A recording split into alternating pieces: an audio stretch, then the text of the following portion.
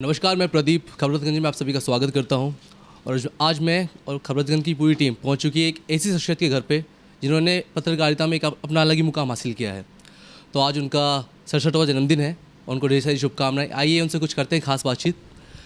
Sir, सबसे पहले तो आपको बहुत बहुत शुभकामनाएं आपके जन्मदिन पर। धन्यवाद। सर, आपका एक्सपीरियंस जो इतने सालों का एक्सपीरियंस रहा, आपने बहुत सारे टीवी चैनल्स के साथ आपने काम किया है।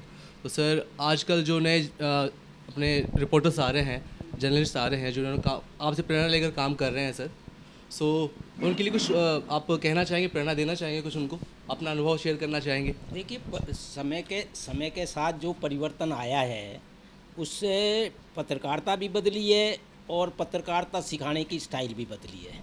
हमारे वक्त में तो मैंने इससे अरुण प्रभात 81 से शुरू किया, 83 जनसत्ता से शुरू किया था। उस वक्त में जो भी पत्रकार बनने आता था तो सबसे पहले उसको क्राइम का ही करने भेजते थे। हर थाने में शहर के जाते थे और वो लाते थे। फिर धीरे धीरे उसको अलग अलग विषय का दे के हर विषय में निपुण किया जाता था। आज तो कॉलेज भी काफ़ी खुल गए हैं, पत्रकारिता के यूनिवर्सिटीज़ हैं, तो वहाँ काफ़ी सीख के, लेकिन ये एक ऐसा एक तरीके प्रोफेशन है जो एक्सपीरियंस से ही आता है। आप कितनी भी डिग्री ले लें, लेकिन जब तक आपका एक्सपीरियंस लिखने पढ़ने का नहीं होगा इतने पत्रकारिता नहीं आएगी। और आज पत्रकारिता थोड़ी मुश्किल है। एक तो पत्रकारिता का सारा स्टाइल बदल गया है। पहले बहुत सीधा साधा लिखा जाता था। आज पब्लिक में भी इतनी अवेकनिंग है कि अगर आपकी जरा सी भी गलती है तो दूसरे दिन काफ़ी लोग इस बात को इंगित करेंगे कि ये गलत अखबार में आया है। और न्यूज़ स्टाइल बदल गई है, अलग अलग तरह के हेडिंग्स बदल गए हैं। अब ये पूरी तरह से एक तरीके से व्यवसाय है। पहले एक उद्देश्य होता था समाज सुधार का, उसकी जगह अब ये टोटली प्रोफेशन है। तो वो पत्रकारिता प्रोफेशन जिसका है वो अधिक से अधिक कैसे बढ़े, यही उद्देश्य रहता है। बहुत सर। सर, अभी जो नए जर्नलिस्ट लाइन में आए हैं जो बच्चे, वो आपको देखकर प्रेरणा है उनकी, आप प्रेरणा है उनकी, इतना अच्छा आपने काम किया, इतने टीवी चैनल्स के साथ आपने काम किया है, उनको सर क्या सीख देना चाहेंगे आगे जो आपके तरह उन्होंने मुकाम हासिल कर पाए, ऐसा कुछ उनके लिए सर? अधिक से अधिक अखबार पढ़ें, संपादकीय पढ़ें। इसके अलावा कोई भी खबर अगर वो 2-3 अखबार में पढ़ते हैं तो हर एक जगह अलग अलग खबर मिलती है, तो वो ये सोचे कौन सा बेस्ट है। ये एक आपको साइड में अध्ययन ज़रूरी है। मान लो इस वक्त में कोई प्रेस कॉन्फ्रेंस में जाना है तो उससे पहले आपको उसकी तैयारी करके जाना चाहिए कि भाई ये बजट पे है तो बजट का क्या रहा, कहाँ लैप्सेज है, कहाँ पैसा जो मंजूर है वो वर्तमान परिस्थिति में कम है, ज़्यादा है। ये सारी बातें उसको अगर करके जाएगा तो उसे खुद को भी अच्छा लगेगा और वहाँ भी अच्छा लगेगा। लेकिन अब पत्रकारिता क्या है कि ज़्यादातर लोग ऐसे हैं जो सतही तौर पे निपटाना चाहते हैं। वो इस तरह की तैयारी में उनका भरोसा नहीं है। उनका भरोसा यह है कि किसकी कमी निकाल दें, किसके खिलाफ हम ऐसी चीज़ छाड़ दें। और एक काम से वो अपना प्रचार नहीं चाहते, काम से अपनी पहचान नहीं बढ़ाना चाहते। वो ये चाहते हैं कि कलेक्टर के खिलाफ 2 खबर दे दो और अगले दिन अगर कलेक्टर पूछे तो तुम पत्रकार हो, नहीं हो। वो एक स्टाइल बदली है। अगर आप काम से अपनी पहचान बनाओगे वो स्थायी होगी, और ये जो इस तरीका है ये अस्थायी है टोटली। और सर, एक और बातचीत जो सर हमारे देश में जो पिछले सालों से बदलाव जो आए हैं, लाइक कोरोना को लेकर सर, इसमें बहुत सारी जनता को प्रॉब्लम फेस करनी पड़ रही है। लाइक पेट्रोल के दाम बढ़ गए हैं सर, और हमारी जो बच्चों की पढ़ाई को लेकर सर, बच्चों की पढ़ाई नहीं हो पा रही, स्कूलें बंद हैं सर। इसके बारे में कुछ बच्चों को कुछ देना चाहेंगे? जैसे आजकल ऑनलाइन क्लासेस चल रही हैं, स्कूल खुल नहीं पा रहे हैं सर, तो उनको बच्चों को कुछ प्रेरणा देना चाहें सर आप? ऑनलाइन तो सक्सेसफुल नहीं है। हमारा देश गरीब है। आज भी बहुत से छोटे बच्चे जो हैं, जो पढ़ाई पहली दूसरी क्लास में उन्होंने की है, भूल चुके हैं। गांव में किसी के पास मोबाइल नहीं है, तो ऑनलाइन क्लासेज वाला तो एक प्रचार का माध्यम तो हो सकता है, सफल नहीं है इस गरीबी के देश में। जहाँ पहली प्राथमिकता रोटी हो वहाँ ये नहीं हो सकता। लेकिन यह है कि थोड़ा थोड़ा बड़ी क्लासेज में तो हुआ है। लेकिन फिर भी मेरा मानना यह है कि किसी भी तरह स्कूल खोला जाए, उनको गैप दे के बैठाया जाए, क्योंकि सबसे ज़्यादा अगर कोई नुकसान कोविड से हुआ है छोटे बच्चों का हुआ है। छोटे बच्चों बड़ी क्लासेज वालों का नहीं हुआ है, वो तो कर लेंगे। छोटी बच्चे जो दूसरी में है, तीसरी में है, वो भूल चुके सब। जी। सर सरकार से क्या कहना चाहेंगे इस मामले में सर? आप सरकार से कुछ जैसे कुछ कहना चाहे बच्चों की पढ़ाई को लेकर, पेट्रोल के दामों को लेकर सर, इस तरह का कुछ बहुत ज़्यादा रेटिंग बढ़ रही है। पेट्रोल के दामों में सबसे बड़ी दिक्कत ये है कि हमारा राजस्थान में टैक्स है, सेंट्रल टैक्स भी है। राजस्थान सरकार अपना टैक्स लेती है, सेंट्रल अपना टैक्स लेती है।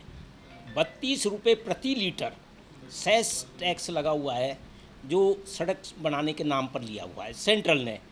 मेरा मानना है कि अगर वो सेस टैक्स हटा दें जो सड़कों के नाम पर है, बस तो कीमतें काफ़ी कम हो जाएंगी। बाज़ार इंटरनेशनल जो है मार्केट, उसमें आज की तारीख में बहुत सस्ता पेट्रोल मिल रहा है, लेकिन पिछले एक महीने में ही 80% टैक्स के रूप में सेंट्रल गवर्नमेंट ने कमाया है, और आज 4,22,000 करोड़ रुपए सेंट्रल टैक्स इस मद में इकट्ठा कर चुकी है, जो गलत है। हाँ सर, आपका जो एक अपना दौर था, आपने जब पत्रकारिता शुरू की थी और आपकी पत्रकारिता में क्या फ़र्क है सर, आप बताएंगे? अब सब कुछ सुविधा है। पहले प्रेस नोट भी निकलने में बहुत समय लगता था जी। आज आपको व्हाट्सएप पे, ईमेल पे आपको मिल जाता है। पहले प्रेस नोट प्रिंटिंग होके आता था, जी। साइक्लो स्टाइल उसमें आता था, तो वो साधनों की दृष्टि से तो अब बहुत अंतर है। बाकी ये है कि पत्रकारिता का भी बहुत कुछ सरकारी वो अभी नहीं बदला है। अभी भी यहाँ का पब्लिक रिलेशन या कहीं का भी ज़िले का है, वो केवल ज़िला प्रशासन तक ही है। अच्छा। जबकि नई नई योजनाएं सरकार जो देती है उसके बारे में अब नहीं लिखते। बहुत कुछ पत्रकारिता भी पब्लिक रिलेशन ऑफिसर पर निर्भर करती है। सप्ताह में अगर एक वो गवर्नमेंट की जो भी प्लानिंग है वो उस पर लिख कर भेजें, लेकिन आज वो मेहनत का समय नहीं है। अब सबका ये है कि किसी भी तरह निपटाओ, 1 पेज 2 पेज लिखो और जाओ। तो इस कारण वो प्रेस नोट भी ज़्यादा छप नहीं पा रहे हैं, अखबारों में जगह नहीं जा पा रहे हैं, इसलिए मेहनत वाली बात कम हुई है। अब ज़्यादातर लोग टेलीफोन से ही खबर लेकर उसको कर देते हैं, और मौके पे आप जाते हो तो निश्चित ही आपको बहुत ज़्यादा खबरें मिलेंगी, बहुत ज़्यादा ऐसे तथ्य मिलेंगे जो और किसी के पास नहीं है। आपने कैसे कैसे क्या शुरुआत की थी, कुछ बता पाएंगे सर हमारे जो? मैं सबसे पहले तो सबसे पहले अगर कोई स्टोरी करवाई थी तो गणगौर की करवाई थी। अच्छा। सागर पर मैं गया था, गणगौर की सवारी कवर करी थी। फिर सदर थाने, 3-4 थाने शहर में होते थे बस, कोतवाली, सदर थाना और एक थाना कोई और था बस। डेली वहाँ जाना, फिर क्राइम की रिपोर्ट लाना वहाँ जाकर, और फिर लिखना। फिर उसके बाद जनसत्ता में एक पूरी तरह से पत्रकारिता बदली हुई थी। वहाँ केवल ये सीधी सादी भाषणों वाली पत्रकारिता जनसत्ता ने नहीं की। जनसत्ता ने इन्वेस्टिगेटिव रिपोर्टिंग को बढ़ावा दिया कि आप ऐसी खबरें भेजें जो राष्ट्रीय स्तर पर कोई महत्व रखती हैं, तो उसके लिए काम किया। फिर नवभारत टाइम्स में मैं जयपुर चला गया। 17, 18, 20 साल मैं जयपुर रहा, भीलवाड़ा रहा, कोटा रहा, अलवर भी रहा हूँ नवभारत टाइम्स में। तो वो हर एक की उस वक्त में क्राइसिस थी पंजाब की, तो ज़्यादातर खबरें पंजाब से ही रिलेटेड होती थी। आतंकवाद बहुत ज़्यादा था पंजाब में, तो ये है। लेकिन अब पढ़े लिखे लोग काफ़ी आने लगे हैं, अच्छी बात है। यूनिवर्सिटीज़ में भी डिग्री और ये लेकर आ रहे हैं, लेकिन अब प्रतिबंध कुछ ज़्यादा है। अब पत्रकारिता में स्वतंत्रता, पत्रकारिता में जो पहले एक फ्रीनेस थी वो अब नहीं है। अब संपादक का अलग इंटरेस्ट है, आपके मालिक का अलग इंटरेस्ट है, वो ही पहले इंडिकेशन आ जाएगा कि नहीं ये खबर तो नहीं देनी है अपन को। वो एक अंतर आया है, पहले नहीं था ऐसा। और पहले इमरजेंसी में भी ऐसे ऐसे पत्रकार, रामनाथ गोयनका जी थे, इंडियन एक्सप्रेस ने बहुत लोहा लिया जब सेंसरशिप, प्रेस पे सेंसरशिप लगाई। आज स्वयं अपने आप प्रेस पर सेंसरशिप लगा दी है, चैनलों ने भी और सारे अखबार वालों ने भी। इमरजेंसी में मुकाबला था, मीडिया पूरी तरह से मुकाबला कर रहा था इसके खिलाफ। आज मीडिया भी पस्त है जनता की तरह, वो भी कोई ऐसा विरोध नहीं कर रहे कि प्रेस की सेंसरशिप जो दिखावटी नहीं है, वो वापस से वैसी मीडिया को स्वतंत्रता मिले, खबरें दें, कमियां दें, सरकार की कमी निकालें, भ्रष्टाचार का इशू बनाएं, किसानों को बात करें। अब वो नहीं रहा। सैलरी पहले बहुत कम थी। हमारी उस वक्त में भी 6-7 हज़ार से ज़्यादा सैलरी नहीं थी, लेकिन उस वक्त में न महंगाई थी, मकान के किराए भी कम थे, तो आराम से काम चल जाता था। आज बीच में सैलरी बहुत ज़्यादा हो गई थी, और अब सैलरी आपको ऐसे ऐसे जर्नलिस्ट हैं जो 2-2 3-3 करोड़ साल के लेते हैं। अब सैलरी तो अच्छी मिल रही है, ये बात सच है, लेकिन अब जब से ये कोविड आया है उसके नाम से 27% कहीं छटनी हुई है, कहीं तनख्वाहें कम करी हैं। वो एक बुरा समय है पत्रकारों के लिए, कोविड जो है उसके कारण सैलरी भी काफ़ी लोगों की कम हुई है।